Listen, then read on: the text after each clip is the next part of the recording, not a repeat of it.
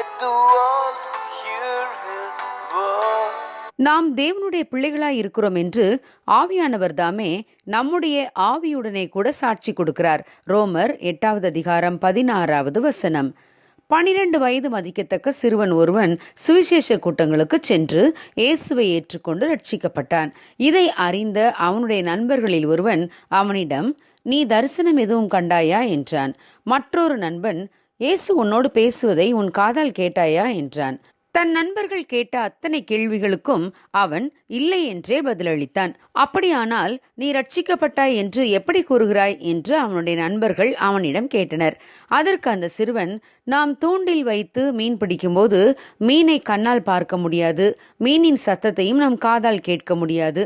ஆனால் அந்த மீன் தூண்டில் கயிறை இழுப்பதை நம் கையால் உணர முடியும் அல்லவா? அதை போலவே தேவன் என் இருதயத்தை அவருக்காக இழுப்பதை என்னால் உணர முடிந்தது என்றான். ஆம் பிரியமானவர்களே, ரட்சிக்கப்பட்ட ஒவ்வொருவருக்கும் இந்த அனுபவம் உண்டு. தேவனை கண்ணால் பார்க்காவிட்டாலும், அவருடைய சத்தத்தை காதால் கேட்க முடியாவிட்டாலும், அவர் நம்முடைய இருதயத்தில் கொண்டு வரும் மாற்றத்தை நம்மால் உணர முடியும்.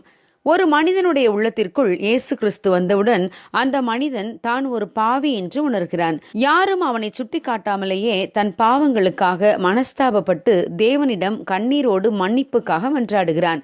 இயேசு கிறிஸ்து அந்த மனிதனின் பாவங்களை மன்னித்தவுடன் ஒரு பெரிய சந்தோஷத்தையும் உலக சிற்றின்பங்கள் தரக்கூடாத நிம்மதியையும் அவன் தன் மனதிலே பெறுகிறான்.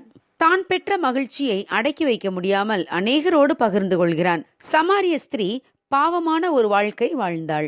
அவள் இயேசுவை சந்தித்த பின்பு அவர்தான் மேசியா என்றும் தீர்க்கதரிசி என்றும் அறிந்து கொண்டாள். சந்தோஷத்தாலும் ஆச்சரியத்தாலும் நிறையப்பட்டாள். தன் இருதயத்தில் ஒரு மாற்றத்தை உணர்ந்தாள்.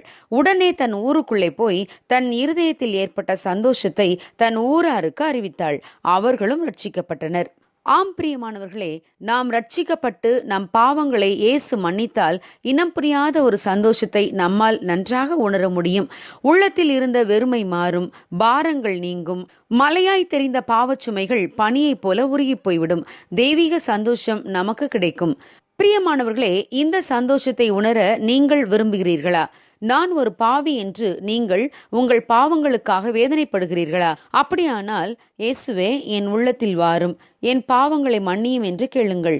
அப்பொழுது அறிவு கெட்டாத ஒரு சமாதானம் உங்கள் இருதயத்தை நிரப்பும். அதை உங்களால் உணர முடியும். God bless you. Have a good day.